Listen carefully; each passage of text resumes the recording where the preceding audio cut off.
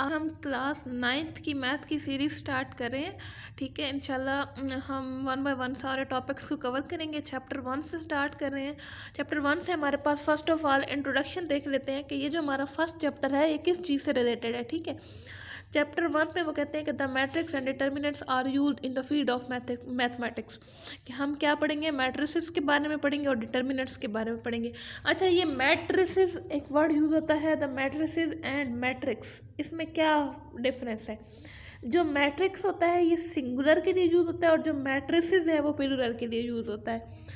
Okay, यानी कि एक सिंगल मैट्रिक के लिए मैट्रिक्स और एक से ज़्यादा मैट्रिक्स के लिए हम लोग क्या कहते हैं, जब एक से ज़्यादा हो तो हम मैट्रिसेस बोलते हैं।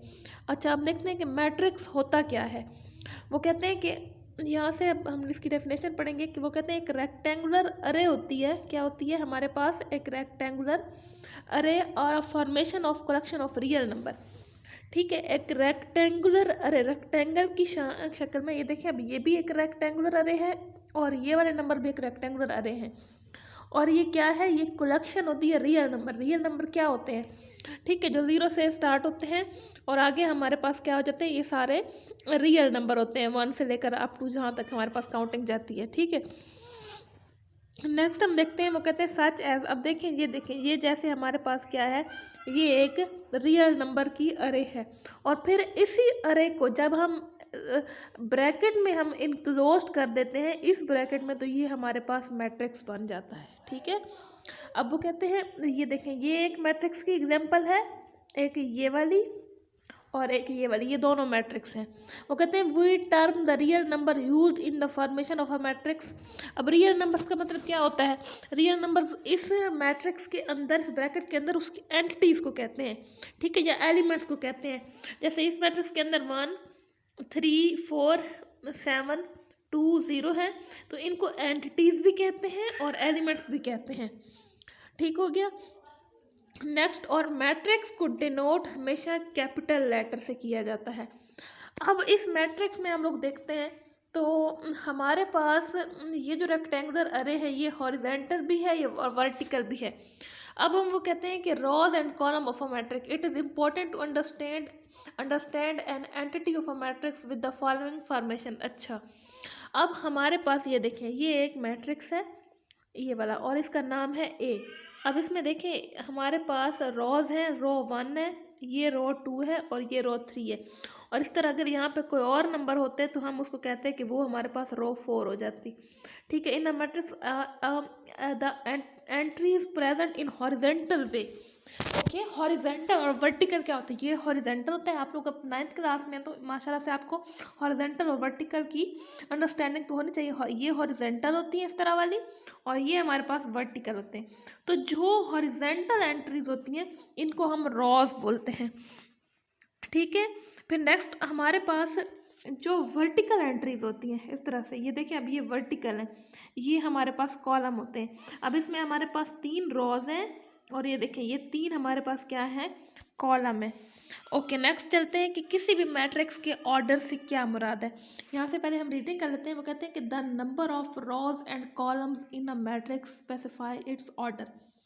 कि किसी भी मैट्रिक्स में, उसमें किसी भी मैट्रिक्स में रॉज एंड कॉलम की तादाद को हम ऑर्डर कहते हैं। ठीक है, अब ये एक मैट्रिक्स है एम। ठीक है, हैज़ एम रोज। रोज को हम किस से डिनोट करवाते हैं? रोज के लिए हम एम यूज़ करते हैं और कॉलम के लिए हम एन यूज़ करते हैं। ठीक है, अब वो कहते हैं कि एक मैट्रिक्स है उसमें एम नंबर ऑफ एम, अभी हमें पता नहीं है कि एम कितनी rows, m number of rows है and n number of column है। तो हम पहले हमेशा रोज लिखते होते हैं, ऑर्डर ऐसे बताया जाता है, फिर बाय और फिर हमारे पास क्या होता है, एन। ठीक है, अब ये एक मैट्रिक्स था एम। अब हमने इसमें देखनी है रॉस कितनी है। पहले हमेशा ये बात याद रखनी, रॉस को लिखा जाता है। इसमें कितनी रोज है? 2, तो हम इसको क्या लिखेंगे, 2। फिर हम दरम्यान में डालेंगे बाय। अब हम इसमें देखें कि कॉलम कितने हैं। इसमें देखें 1 2 3, कॉलम कितने हैं, 3। तो ये हमारे पास क्या हो गया, उसका ऑर्डर हो गया। हमने उसमें रोज एंड कॉलम्स की तादाद बताइए और रोज एंड कॉलम्स की जो तादाद है वो हमारे पास क्या होती है, ऑर्डर होती है। नेक्स्ट चलते हैं, तो उन्होंने देखे इन द मैट्रिक्स, एक और मैट्रिक्स दिया हुआ है n। अब हमने इसमें भी बताना है इसका ऑर्डर। इसमें हमारे पास 3 रोज हैं, तो हम पहले 3 लिखेंगे, फिर हम बाय लिखेंगे। अब हम इसमें देखेंगे कॉलम, अब देखिए इसमें कॉलम भी 3 है, तो हम लिखेंगे 3/3। अगर हम बुक पे देखेंगे तो यहाँ पे भी 3/3 लिखा हुआ है और ये उसका ऑर्डर है। नेक्स्ट हम चलते हैं इक्वल मैट्रिक्स, इक्वल मैट्रिसेस। अब देखिए यहाँ पे उन्होंने बात की order of a matrix and equal matrices. Order जो होता है हम एक सिंगल मैट्रिक्स का ऑर्डर बता सकते हैं, लेकिन जब बात आती है इक्वल की तो उसके लिए हमें साथ में दूसरा मैट्रिक्स भी चाहिए होता है। तो जब 2 मैट्रिक्स होते हैं तो उसको मैट्रिक्स नहीं मैट्रिसेस बोला जाता है। ठीक है, हमेशा हमारे पास 2 होंगे तो हम उसकी इक्वलिटी बता सकेंगे, वरना नहीं बता सकेंगे। तो हम देखते हैं इक्वलिटी होती क्या है। वो कहते हैं कि let A and B 2 matrix, हमारे पास ए और बी 2 मैट्रिक्स हैं, then A is said to be equal to B. अगर ए और बी 2 मैट्रिक्स हों, ये देखें, ये सपोज करें ये ए है ये बी है, वो कहते हैं ए बी के बराबर होगा, और हम उसको राइट भी कर सकेंगे कि ए इज इक्वल टू बी है इफ़, अगर उन दोनों का ऑर्डर बराबर होगा। पहली चीज़ हमने देखनी है कि दोनों का ऑर्डर क्या है। अब इसमें देखिए इसका जो ऑर्डर है, इसमें 2 रोज है एंड 2 कॉलम है, तो हम इसको राइट करते हैं 2/2। ठीक है, और अगर हम नेक्स्ट देखें तो इसमें हमारे पास ये देखें, ये अब इसमें आपने इसको पहले सॉल्व करना है। ये हमारे पास है 1, अब देखें यहाँ पे 1 आएगा, 2 + 1 ये 3 हो जाएगा, यहाँ पे -4 और 4 - 2 तो यहाँ पे भी क्या हो जाएगा 2। तो इसमें भी कितनी रोज हो गई, 2 रोज हो गई, और हमारे पास कॉलम भी कितने हो गए, 2 हो गए। तो ऑर्डर तो हो गया इक्वल। अब पहली जो हमारे पास वो थी वो पूरी हो गई। Next their correspondence entries are equal, इनकी जो एंट्रीज है वो भी इक्वल होने चाहिए। जैसे देखें इसकी जो फर्स्ट एंट्री 1 है तो इसकी भी 1 है, इसकी 3 है तो इसकी भी क्या है 3 है, इसकी -4 है, इसकी भी -4, इसकी 2 है तो इसकी भी -2, क्योंकि हम 4 में से 2 माइनस करेंगे तो हमारे पास क्या आ जाएगा 2 आ जाएगा। अब देखिए एक तो इनका ऑर्डर सेम हो गया, एक इनकी एंट्रीज भी सेम होगी, तो ये हमारे पास क्या हो गए, इक्वल मैट्रिक्स हो गए। ओके, अब इस तरह हमारे पास ये देखिए इस नेक्स्ट एक मैट्रिक्स है P और Q, इसमें हमारे पास 2 रोज हैं, हम इसमें भी हमने इक्वलिटी चेक करनी है, और 3 कॉलम है, और इसमें 2 रोज हैं 2 कॉलम है, तो ये तो हमें यहीं से पता चल के जब इनका ऑर्डर ही सेम नहीं है तो ये इक्वल भी नहीं है। नेक्स्ट हमने कोई एक्सरसाइज 1.1 पे आ जाते हैं, find the order of the following matrix. पहले हमेशा रोज लिखनी है, बाद में कॉलम लिखने हैं। तो हम फर्स्ट मैट्रिक्स का हम इसमें ऑर्डर लिखते हैं। फर्स्ट मैट्रिक्स है हमारे पास, इसमें 2 रोज हैं, तो हम लिखेंगे 2, फिर लिखेंगे बाय, और इसमें 2 कॉलम है। सेकंड पे चलते हैं, इसमें 2 रोज हैं, ये देखें, और 2 कॉलम है, सेम एज इट इज़ 1। ठीक है, अब हम 3 पे चलते हैं। अब इसमें 1 रो है, और ये देखें कॉलम कितने हैं 2, 1/2। अब देखें इसमें हमारे पास डी वाले में 1 2 3 कितनी रोज है हमारे पास 3, और देखें और कॉलम कितने हैं, ये देखें एक ही लाइन बन रही है 3/1। नेक्स्ट चलते हैं ई पे। अब इसमें देखें बच्चों 1 2 3 कितनी रोज बन रही हैं 3, और 1 2 कॉलम कितने बन रहे हैं हमारे पास 3/2। ये आंसर हो गया इसका। नेक्स्ट पे चलते हैं, ये देखें इसमें एक ही रो है एक ही कॉलम है, तो ये हम लिखेंगे 1/1।